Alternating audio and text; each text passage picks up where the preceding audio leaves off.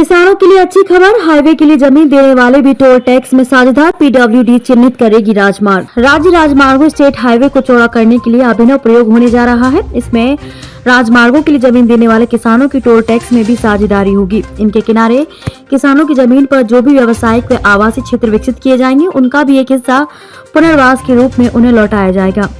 केंद्र की विशेष योजना के तहत ये काम कराने के लिए केंद्रीय सड़क परिवहन एवं राजमार्ग मंत्रालय और पीडब्ल्यूडी के बीच सहमति बन चुकी है। यह प्रयोग आंध्र प्रदेश की राजधानी अमरावती के निर्माण के दौरान किया जा चुका है। उत्तर प्रदेश में पहले चरण में उन स्टेट हाईवे को शामिल किया जाएगा जिनका पीसीयू पैसेंजर कार यूनिट 20,000 प्रतिदिन से अधिक है। इस लिहाज से यहाँ के करीब 21 स्टेट हाईवे के चयन की संभावना है। इन हाईवे के चौड़ीकरण व विकास के लिए कुल 60 मीटर चौड़ाई में जमीन ली जाएगी। अभी यहाँ 30 से 45 मीटर चौड़ाई में ही जमीन उपलब्ध है।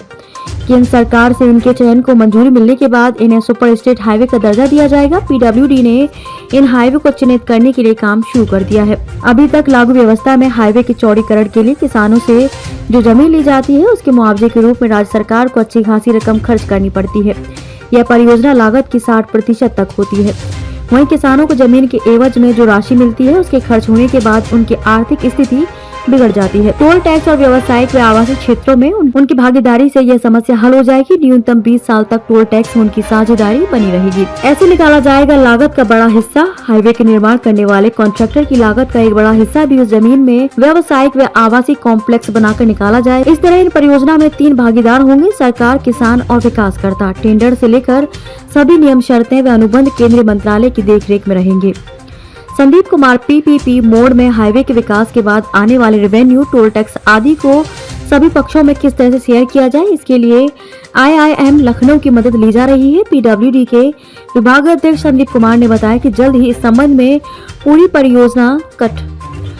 कार्य योजना हमारे सामने होगी, जिसका प्रस्तुतिकरण उच्च स्तर पर दिया जाएगा। राज्य राजमार्गों स्टेट हाईवे को चौड़ा करने के लिए अभिनव प्रयोग होने जा रहा है। इसमें राजमार्गों के लिए जमीन देने वाले किसानों की टोल टैक्स में भी साझेदारी होगी। इनके किनारे किसानों की जमीन पर जो भी व्यावसायिक व आवासीय क्षेत्र विकसित किए जाएंगे, उनका भी एक हिस्सा पुनर्वास के रूप में उन्हें लौटाया जाएगा।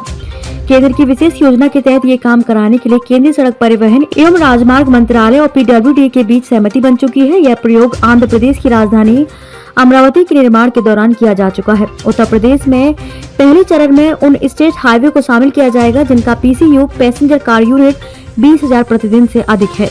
इस लिहाज से यहाँ के करीब 21 स्टेट हाईवे के चयन की संभावना है। इन हाईवे के चौड़ीकरण व विकास के लिए कुल 60 मीटर चौड़ाई में जमीन ली जाएगी। अभी यहाँ 30 से 45 मीटर चौड़ाई में ही जमीन उपलब्ध है। केंद्र सरकार से इनके चयन को मंजूरी मिलने के बाद इन्हें सुपर स्टेट हाईवे का दर्जा दिया जाएगा। पीडब्ल्यूडी ने इन हाईवे को चिन्हित करने के लिए काम शुरू कर दिया है।